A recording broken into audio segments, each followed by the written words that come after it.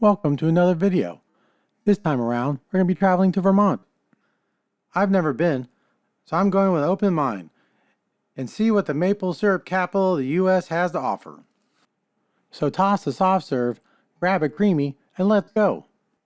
Here's some Vermont facts for you to get you up to speed. Vermont's the 14th state and is known for its forested landscape, over 100 covered wooden bridges, lots of mountain terrain, hiking, and skiing. After joining all the other zombies and doing the TSA shuffle to get to the boarding gate, we finally make it to the plane and land in one of the loneliest airports I've been to, in Plattsburgh, New York. Maybe because it's July, I'm not sure, but they only had 3 flights per day and it was several $100s cheaper than flying into Burlington, Vermont. So there's a top travel tip for you. I haven't been on a vehicle ferry in a while, so it was a nice pause in a long travel day. If you're not into water vessels, or you don't want to pay the fee for the ferry, you can always take the long way around. We were staying at the Apple Island Resort, so if you have an RV, or you like to tent camp, or even stay in a rustic cabin, then this is a good option for you. After staying here for a week, I can tell you that overcast is the norm, so if you prefer lots of sun on the regular, this may not be what you're looking for. At the time of our visit, it rained quite a bit. Maybe that's why the locals say they have 5 seasons here. So if you are 802 through and through, leave a comment down below and tell me how it really is here. We took a trip over to Montpelier. Most of the touristy places weren't open until Wednesday, and we happened to be there on Monday, so we pressed on with other things. And ended up at the Moore's Farm Maple Sugar Works. It's an 8th generation maple syrup farm. They have a video on the production of maple syrup that's worth a watch, along with a little museum and a gift shop with fresh made desserts. So if you're looking for real authentic maple syrup from Vermont, this is a good place to go. Our next stop on this trip is the Shelburne Museum, home of the steamboat the Ticonderoga. The museum is open Wednesday through Sunday and features 39 distinct structures on 45 acres. It includes folk art, French Impressionist paintings, firearms, horse-drawn carriages, and a doll collection is a little creepy, in my own opinion.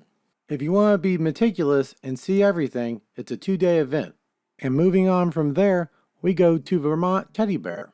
It's not a far drive to get here from the Shelburne Museum, and it's a quick stop if you don't have time.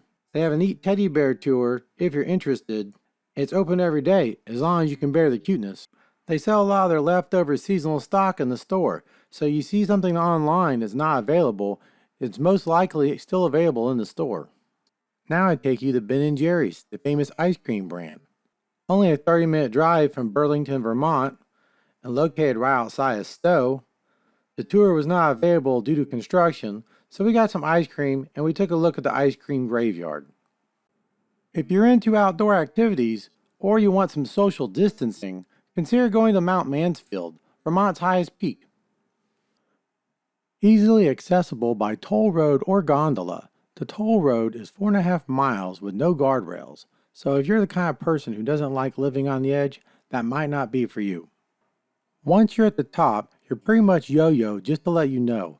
There is a park employee up there, but they do not offer much in first aid assistance.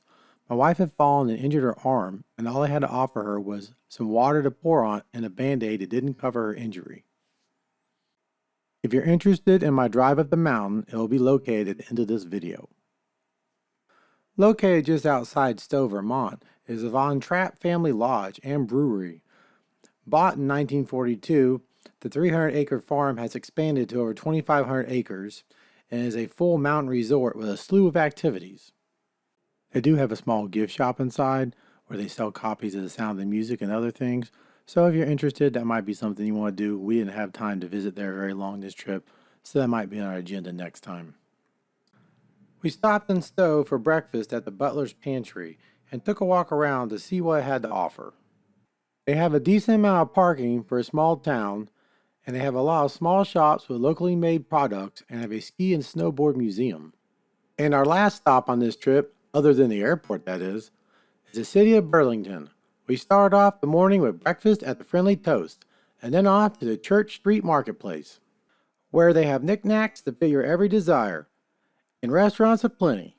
So when you're done there, you could head up to the Ethan Allen Homestead Museum or down to the farmer's market. If you're into road trips, it's an hour and a half to Montreal. Unfortunately, Canada was closed when I was visiting.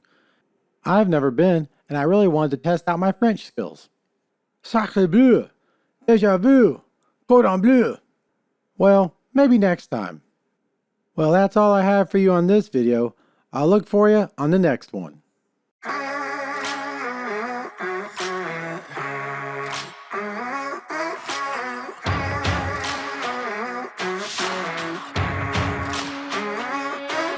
Storm